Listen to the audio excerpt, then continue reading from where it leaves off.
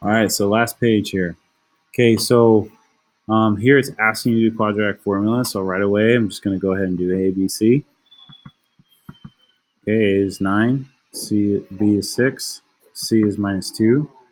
And set up the formula. Remember the first one is B, so minus times 6, plus and minus. And then the next one is B squared, so 6 squared, then 4, then times A, which is 9, times C, which is -2, over 2 times your A, which is 9. Okay, again, now I'm going to simplify. Negative times 6 is just -6. Okay, then square root. So 6 squared is 36. Now I'm going to do all this. -4 times 9 times -4. Well, I'm going to go ahead and say, okay, well, -4 times 9 is -36. -36 times -2 is +72. Or you can use the calculator to find that out. And 2 times 9, 18. Keep simplifying. Add the inside of the square root. 36 plus 72 is 108. Okay, again, once you get here, you're going to split it. So first I'm going to do 6 plus the square root of 108 over 18. And then I'm going to do -6 minus the square root of 108 over 18. Okay, so let's go ahead and do that on the calculator. So first -6 plus square root of 108. And again, don't forget to divide 18. So I get 0.24. So 0.244. I need to write down 3 numbers so I know how to round. Okay, then I do the same thing with minus. And then divide 18. So then I get the next one is -0.910. Okay, so again, I stop here, look here, stop here, look here. Now that's a 4 and that's a 0. So that means the number that I stopped at does not change. So it stays, this stays 4, so 0.24. And then this stays 1, so -0.91. Yes, it turns into a fraction, Zaya. Okay.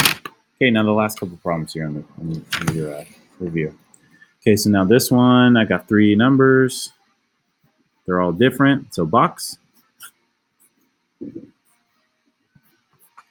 x squared minus 42. Multiply these two. Yes. Can we go? Yeah, I'm really almost done. Okay, bud? Can I be in the video? Get out of here. There's other people watching. Okay. Don't do that. Elijah, stop. Okay, so now the numbers that would multiply to 42 would be 7 and 6. No, but we already have enough. Okay, so now that's +1. So that means that these two numbers have to add to +1. So that means the bigger number has to be minus, and the 6 would be negative. Okay, so 7x minus 6, x times x, then x times -6, and x times.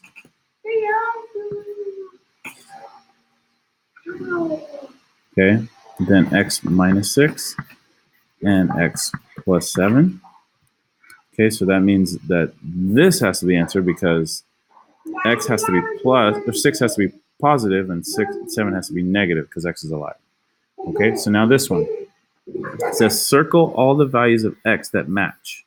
Okay, so that means that we need to find the answers for this equation and then circle the ones that match the answer, because not all of them match. There's 2 answers, but only maybe 1 or 2 of these actually are answered. So first I want to switch this 2. And remember, this 2 has an x, so that means it's the second number. Now it's plus, so it's going to be -2x, then -12 equals 0. And I noticed that I have a 2, and 12, so I can do GCF.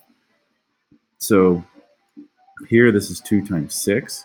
So again, they all have a 2. So 2 goes to the front.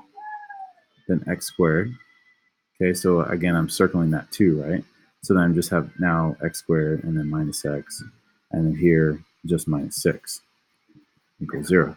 So now what I want to do is the box with this. So box down here, x squared -6. Multiply these two, it's -6. So then 2 numbers that give me 6 would be 6 and 1 and 3 and 2. But which one would it be? Well, it has to be -1. So 6 and 1 isn't it. So, but if it's minus, the bigger number is minus. Okay, so -3x plus 2 then x times x times 2 is, sorry, that should be 2x. Then x times minus 3 is minus 3x. So x minus 3 and x plus 2 equals 0. So that means it has to be x equals 3 and x equals minus 2. So which ones match? Is the answer plus 2? No, it's minus 2, so that doesn't work. Is the answer plus 3? Yes, that is one of them. Is there a 5? Nope. Is there a 6? Nope.